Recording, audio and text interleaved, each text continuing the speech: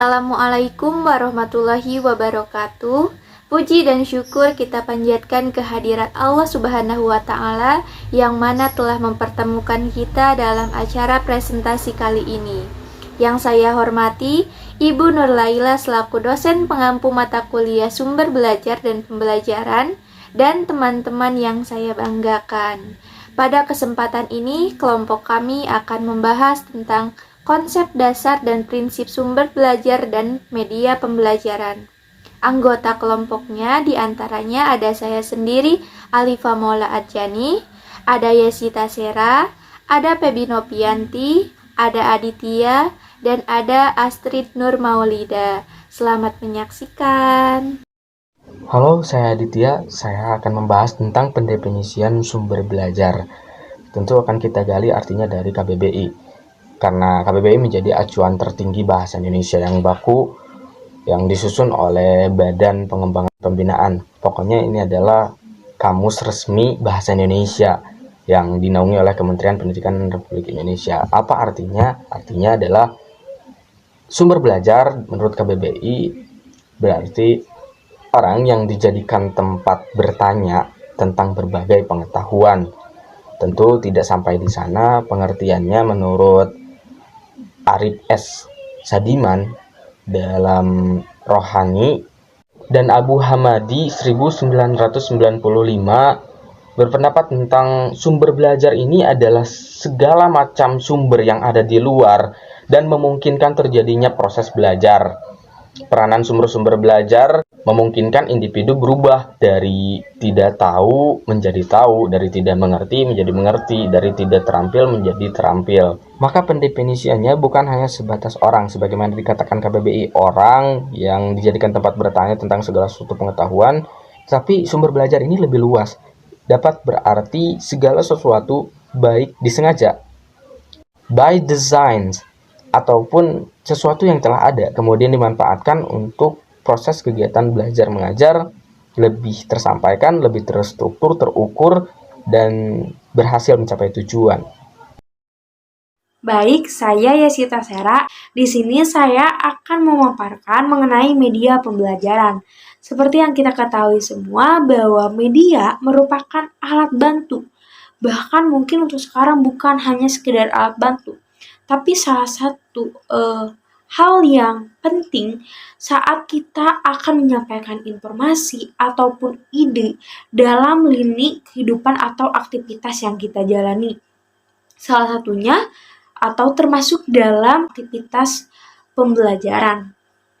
Kata media sendiri berasal dari kata Latin dan merupakan bentuk jamak dari medium yang secara harfiah kata tersebut mengandung arti pengantar atau perantara. Menurut National Education Association (NEA), mengenai media merupakan sarana komunikasi dalam bentuk cetak maupun audiovisual termasuk pada teknologi perangkat keras. Yang dapat kita pahami dari pernyataan tersebut bahwa dalam kelancaran proses pembelajaran, poin media sangatlah penting karena jika kita tepat memilih media yang akan kita gunakan sebagai proses pembelajaran itu pun akan berlangsung dengan nyaman. Dengan media pembelajaran, peserta didik bisa belajar secara mandiri. Terdapat macam-macam media pembelajaran. Yang pertama yaitu media elektronik. Media elektronik ini media elektronik ini yakni suatu media yang di dalamnya terdapat media audio dan visual. Media audio sendiri yaitu sesuatu alat atau media yang hanya dapat kita dengarkan, yang hanya dapat didengar. Sedangkan untuk media visual sendiri yaitu suatu media atau alat yang dapat dipertontonkan atau dapat kita lihat dan kita saksikan. Namun, kedua media ini, yaitu media audio dan visual, sering sekali dikaitkan atau digabungkan menjadi media audio visual. Tentunya media ini sangat berpengaruh atau sangat membantu dalam proses pembelajaran. Apalagi kita sebagai pendidik atau sebagai calon pendidik pendidikan masyarakat, kita akan dipertemukan pada warga belajar atau peserta didik yang tidak hanya berada di usia sekolah saja, seperti orang dewasa dan lainnya, yang tentunya karakteristik akan lebih banyak perbedaan karakteristik dibandingkan saat kita mendidik peserta didik di pendidikan formal. Nah, hal ini atau media elektronik yang di dalamnya terdapat audio visual tentunya sangat membantu kita sebagai pendidik atau sebagai calon pendidik pendidikan masyarakat dalam proses pembelajaran. Dengan menggunakan media audiovisual ini, kita dapat memberikan sebuah sajian pembelajaran dalam bentuk film atau dalam bentuk video-video yang tentunya di dalamnya terdapat pembelajaran-pembelajaran yang akan disampaikan. Hal ini menjadi juga sebuah daya tarik dalam proses pembelajaran, di mana ini akan membuat proses pembelajaran tidak terpacu atau bertolak ukur pada materi atau seorang pendidik saja. Namun peserta didik atau warga belajar dapat belajar mandiri karena dapat menangkap sendiri apa yang ada dalam pembelajaran yang diberikan. Kedua yaitu media gambar dan media cetak. Saat kita semua mendengar media gambar dan media cetak ini, pasti kita terlintas di pikiran kita merupakan dua hal yang sama. Namun sebenarnya kedua hal ini sangat berbeda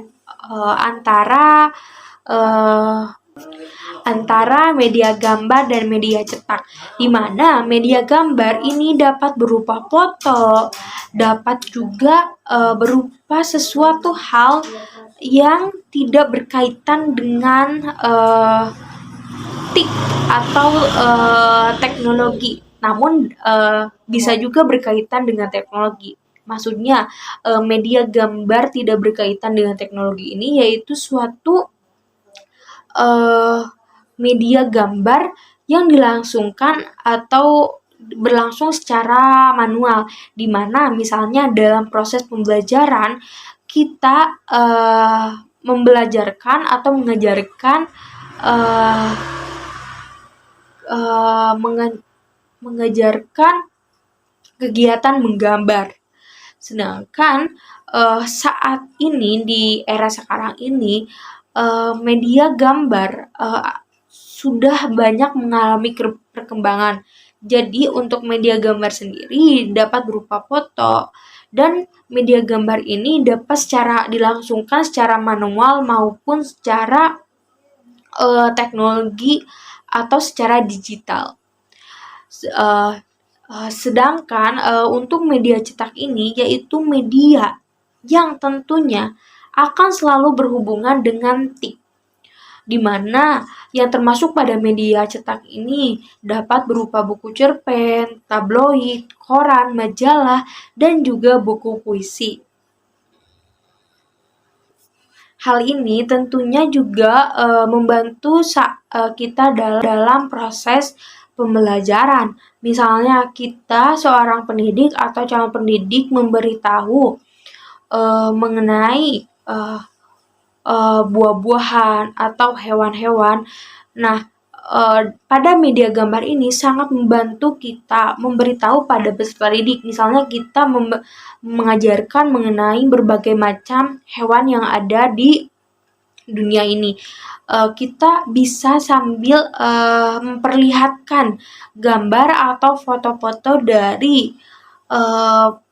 hewan yang atau pembelajaran yang kita sampaikan. Ketiga atau yang terakhir ada media alamiah. Media alamiah ini berkaitan dengan keberlangsungan proses pembelajaran di outdoor, di mana seorang pendidik dapat mengajak peserta didik atau warga belajar melakukan proses pembelajaran di alam terbuka.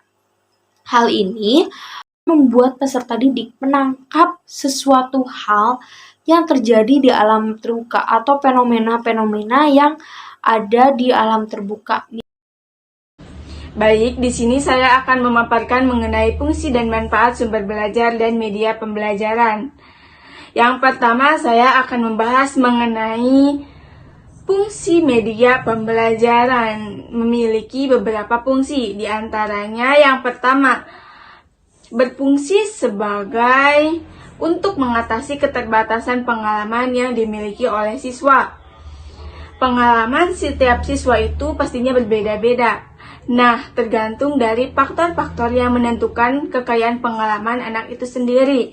Seperti, tidak setiap anak memiliki ketersediaan buku atau kesempatan berwisata, dan sebagainya. Nah, hal tersebut bisa diatasi dengan media pembelajaran. Jika siswa tidak mungkin dibawa ke objek langsung yang dipelajari, maka objeklah yang dibawa ke siswa. Yang kedua, fungsinya dapat melampaui batasan ruangan kelas. Banyak hal yang tidak mungkin dialami secara langsung di dalam kelas oleh para siswa tentang suatu objek yang disebabkan karena objek yang terlalu besar, objek yang terlalu kecil, objek yang bergerak terlalu lambat atau cepat. Yang ketiga adalah memungkinkan adanya interaksi langsung antara siswa dengan lingkungannya. Yang keempat, menghasilkan keseragaman pengamatan dan fungsi yang lainnya. Yang selanjutnya mengenai manfaat media pembelajaran.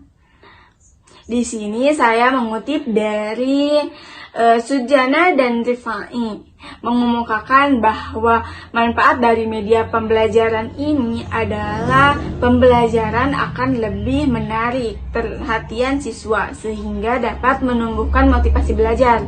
Yang kedua, bahan pembelajaran akan lebih jelas maknanya sehingga dapat lebih dipahami oleh siswa dan memungkinkannya menguasai dan mencapai tujuan pembelajaran. Yang ketiga, metode pembelajaran akan lebih bervariasi, tidak semata-mata berkomunikasi verbal saja melalui penenturan kata-kata oleh guru, sehingga siswa tidak bosan dan guru tidak kehabisan tenaga, apalagi guru mengajar pada setiap jam pembelajaran. Dan yang keempat adalah manfaatnya siswa dapat lebih banyak melakukan kegiatan belajar sebab tidak hanya mendengarkan uraian saja, tetapi aktivitas lainnya seperti mengamati, melakukan, mendemonstrasikan, dan yang lain sebagainya.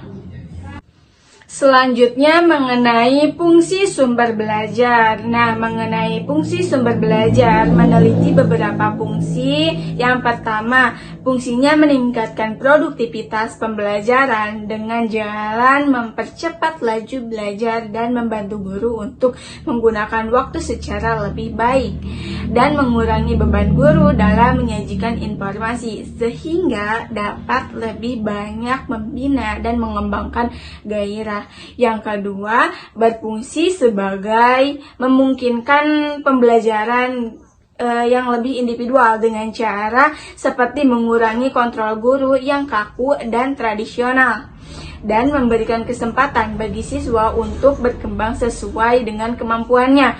Yang ketiga, memberikan dasar lebih ilmiah terhadap pembelajaran dengan cara perancangan program pembelajaran yang lebih baik dan lebih sistematis, dan pengembangan bahan pengajaran yang dilandasi oleh penelitian. Baik, selanjutnya manfaat sumber belajar. Sumber belajar merupakan bagian terpenting dari proses pembelajaran. Sebagaimana menurut Ali Muhtadi dalam Heri Gunawan, diantaranya sumber belajar itu dapat memberikan pengalaman belajar yang mengkonkretkan dan langsung kepada peserta didik. Yang kedua, sumber belajar dapat mengatasi segala keterbatasan waktu, ruang, dan keadaan. Yang ketiga, sumber belajar dapat memberikan informasi dengan jelas dan teliti dan terbaru tentunya. Dan yang keempat, sumber belajar dapat membantu memecahkan masalah pendidikan. Yang kelima, sumber belajar dapat memberikan motivasi yang positif. Baik, di sini saya akan menjelaskan mengenai ciri-ciri sumber belajar. Sumber belajar merupakan suatu kekuatan, daya yang dapat memberi sesuatu yang orang perlukan. Daya dalam rangka proses belajar mengajar. Di sini saya akan menyebutkan ciri-ciri sumber belajar menurut Sudiana, yaitu memiliki 4 ciri pokok. Yang pertama, sumber belajar mempunyai daya atau kekuatan yang dapat memberikan sesuatu yang kita perlukan dalam proses pengajaran. Jadi, suatu daya tetapi tidak memberikan sesuatu yang kita inginkan atau tidak sesuai dengan tujuan pengajaran, maka sesuatu daya tersebut tidak dapat disebut sebagai sumber belajar. Sedangkan yang kedua adalah sumber belajar merubah tingkah laku yang lebih sempurna sesuai dengan tujuan. Nah, apabila dengan sumber belajar malah membuat seseorang berbuat dan bersikap negatif, maka sumber belajar tersebut tidak disebut sebagai sumber belajar. Misalnya, setelah seseorang menonton film, pastinya ada isi atau pesan. Akan tetapi, film tersebut mempunyai dampak negatif terhadap seseorang, maka film tersebut bukanlah sumber belajar. Yang ketiga adalah sumber belajar dapat digunakan secara sendiri-sendiri, tetapi tidak dapat digunakan secara kombinasi. Misalnya, sumber belajar material dapat dikombinasikan dengan strategi atau mode.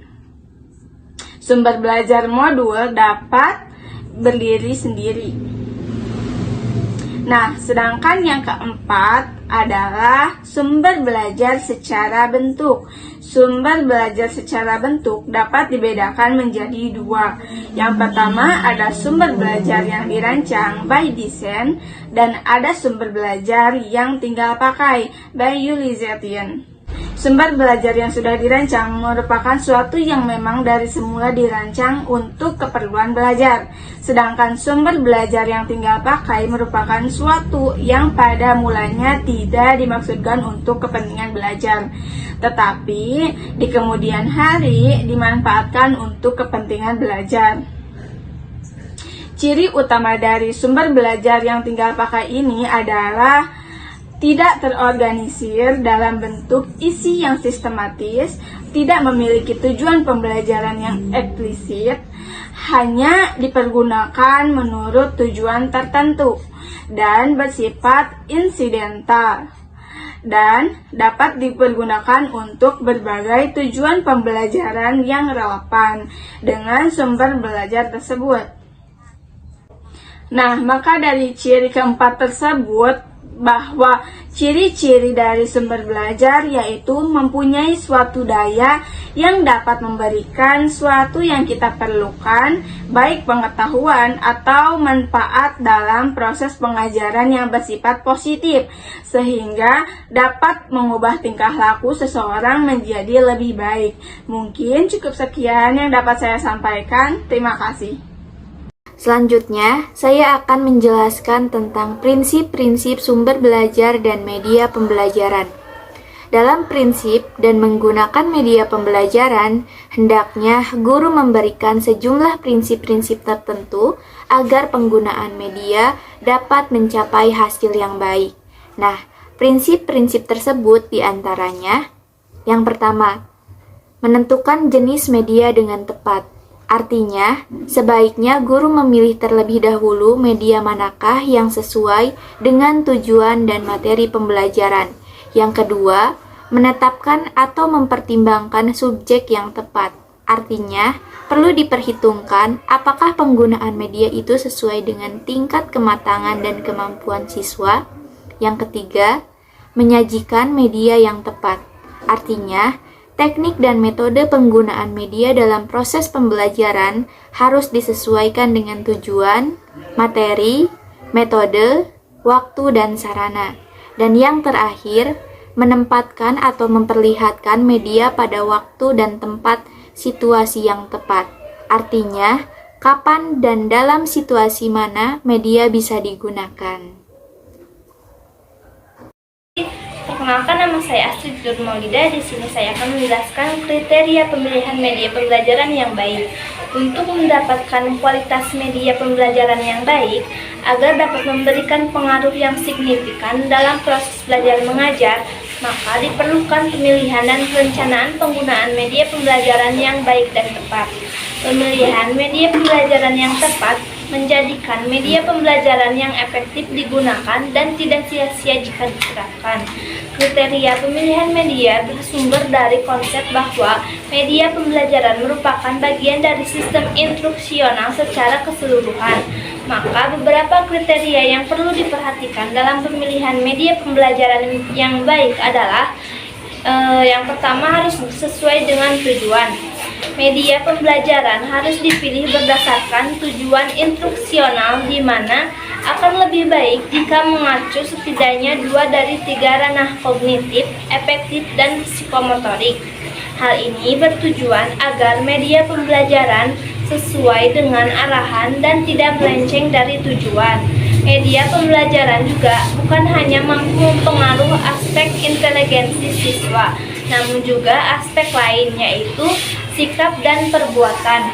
Tidak semua materi dapat disajikan dengan gamblang melalui media pembelajaran. Terkadang harus disajikan dalam konsep atau simbol atau sesuatu yang lebih umum, baru kemudian disertakan penjelasan. Nah, ini memerlukan proses dan keterampilan khusus dari siswa untuk memahami sehingga menganalisis materi yang disajikan. Media pembelajaran yang dipilih hendaknya mampu diselaraskan menurut kemampuan dan kebutuhan siswa dalam mendalami isi materi. Dan yang kedua ada praktis, luas, dan bertahan.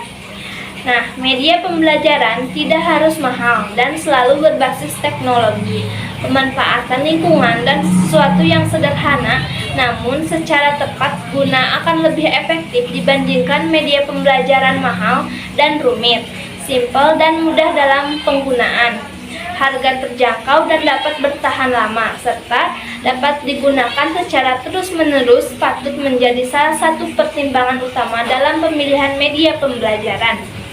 Dan yang ketiga, ada mampu dan terampil menggunakan. Apapun media yang dipilih, guru harus mampu menggunakan media tersebut. Nilai dan manfaat media pembelajaran sangat ditentukan oleh bagaimana keterampilan guru menggunakan media pembelajaran tersebut.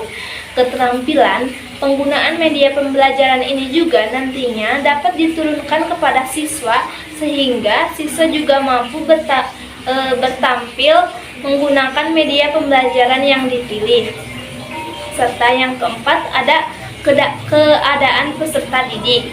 Selain itu, kriteria pemilihan media yang baik adalah harus disesuaikan dengan keadaan peserta didik, baik dalam segi psikologi, filosofis maupun sosiologis anak. Sebab media yang tidak sesuai dengan keadaan anak didik tidak akan membantu banyak dalam memahami materi pembelajaran. Dan yang kelima ada ketersediaan. Walaupun suatu media dinilai sangat tepat untuk mencapai tujuan pembelajaran, media tersebut tidak dapat digunakan jika tidak tersedia. Menurut Wilkinson, media merupakan alat pengajar dan belajar. Peralatan tersebut ketika dibutuhkan untuk memenuhi keperluan siswa dan guru. Jangan sampai seseorang guru menentukan dan memilih media yang tidak tersedia di sekolah. Sekian presentasi kelompok dari kami. Mohon maaf apabila ada salah kata atau kekurangan lainnya. Wassalamualaikum warahmatullahi wabarakatuh.